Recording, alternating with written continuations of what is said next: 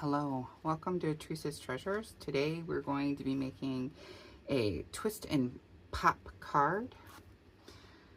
And I have made this card several times and I've changed this for people to have pictures here of their loved ones. Let's get started. This is my sample card.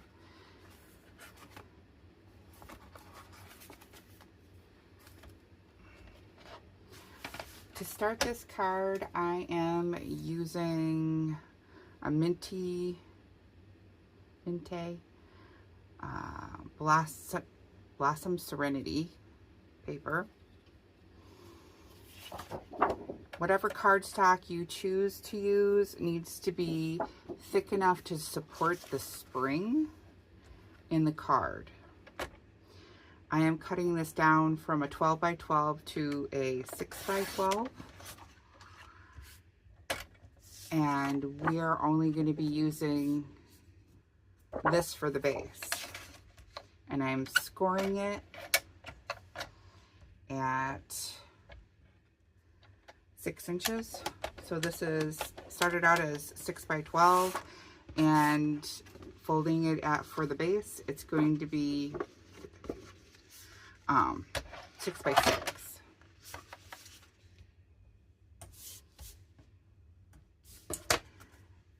And we don't need this half, so I'm going to set it aside. That will be our card base. For the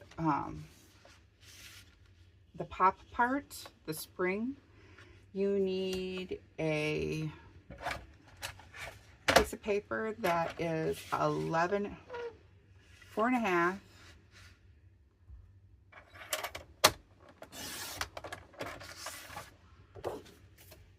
by 11.5.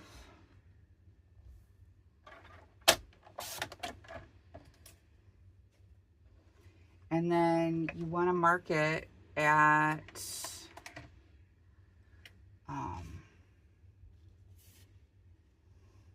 this is my hinge. You want to mark it at 3.5 on this side and on this side. And then you want to mark it at 8 on this side and this side. So you want to score it at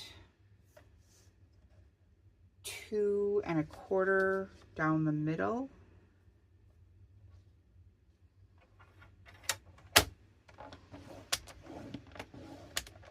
And then you want to score it at 5.75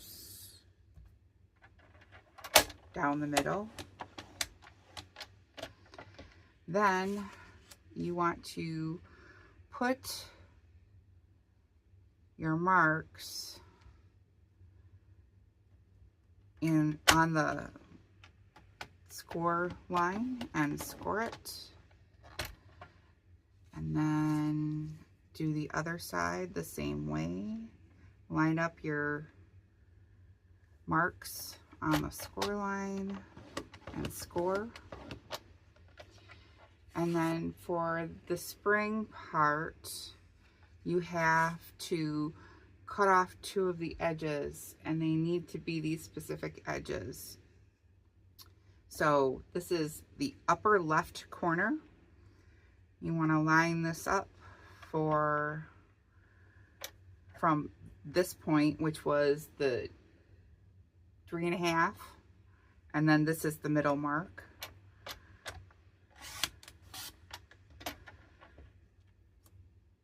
And then you want to flip it over and cut off the same corner. So you cut off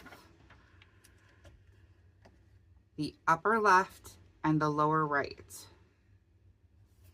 And then setting this aside for a second, we need to fold this in both directions to make it so that it moves smoothly when you open and close it, giving this hinge a little flexibility.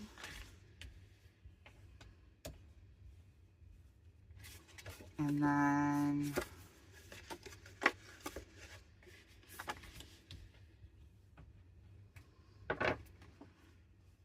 so I have folded it forward and backwards on each one of those lines.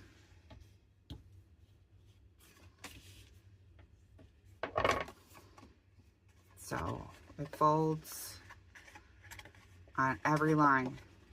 Okay. When you're putting this in the card, make sure you remember that this side is up. I mark it by marking a dot in the middle. We wind up cutting that part later. So the dot is on the correct side of the cardstock. Setting that aside, I want to go back to cutting paper.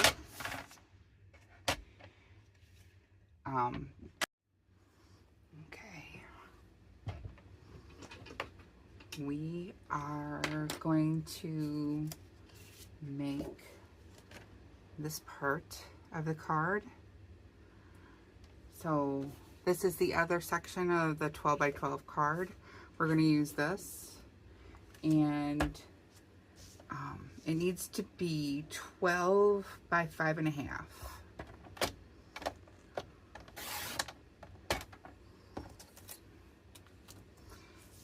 And then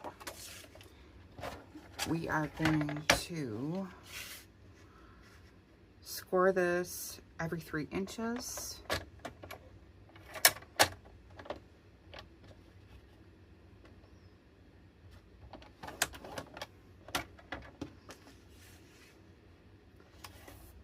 Three, 6, and 9. And then to get the wave in here, you need to remove 1/2 inch from each one of these sections. So this, you need to start this one at 3 inches, which is right here. So I'm pressing that in at 3. There's the fold. I know it's hard to see on the camera. And we are going to make it go all the way to 6. And then lift it up and go back in at 9, press it down, and then flip it over and do the same thing. You want to put this one at 3.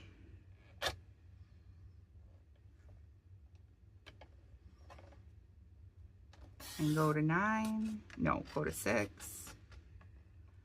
And then go to 9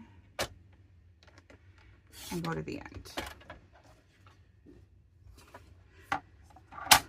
And just to get the little nips off, trim those down.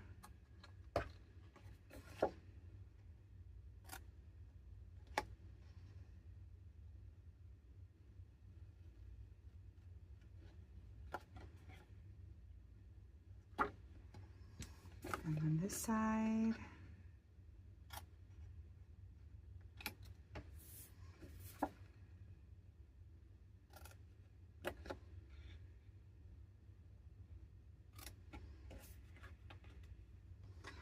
And then I'm going to fold these back and forth.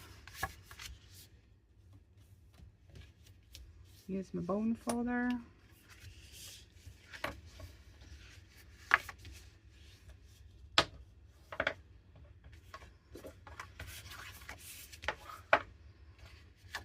I found this card on YouTube, but the video that I found, I actually found two. One was a regular sized card, meaning 4 1/4 by 5 1/2.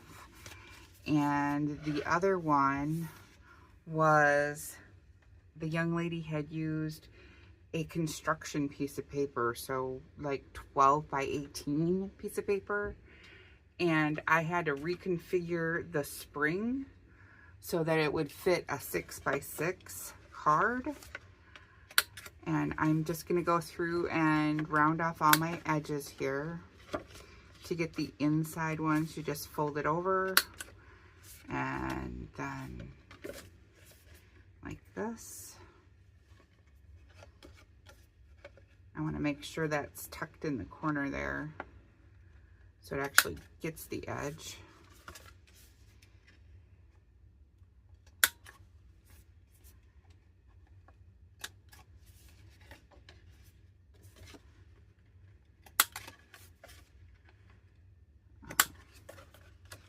And the last one.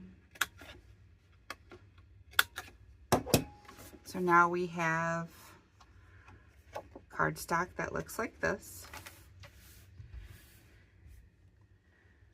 And then, oops. Here is my card with the base. In order to get the spring to lay flatter, I actually open it up just a little bit when it's still folded like this. And I run the bone folder down each one of the seams here to get it to lay flatter. It helps. Running or opening and closing the card a few times before you send it helps as well. So I'm going to turn this over and kind of center it as best as I can. All right, like that. And this is the edge that I'm gluing.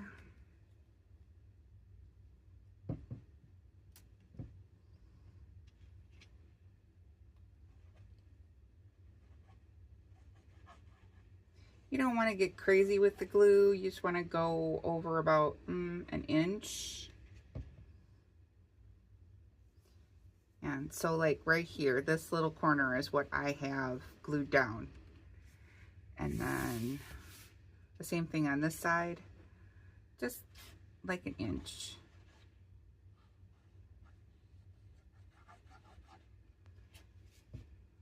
Glue that down. People ask me, why do you use glue instead of two-sided tape? Well, I use both. I do use two-sided tape, but depending on what I'm doing, I put glue on top of it to let me have that just that little bit of wiggle space to get it on the paper properly. So now I'm going to test the card while it's still a little wet so that we can see if we can make sure that it fits properly. And it does. And then when you open it, it does that. So these pieces here are, so your pictures would probably be about this size, 2 3/4 by 4 3/4. You just put them on like this, but you can have them any size. I found some pictures that I wanted to put in that were actually going the long way, meaning this way, and I focused in on just the middle part and drew lines and then trimmed it down and then put the photo in like this, so that all you were seeing was the section that I wanted you to see.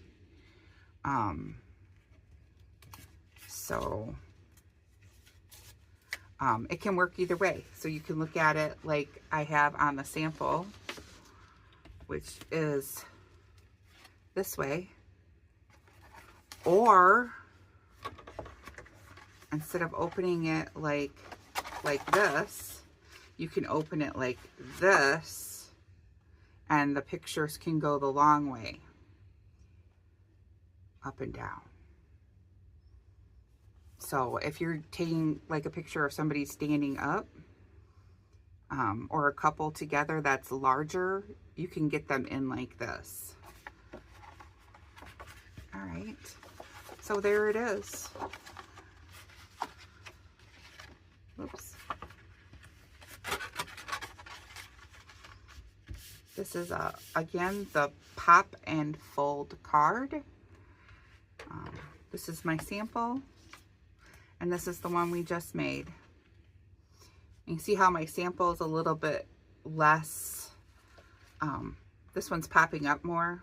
That's because I played with it more, played with the spring, so it lays flatter. So if you play with the spring a little bit more, it'll relax and lay flatter. Okay, thank you for watching, and have a good day.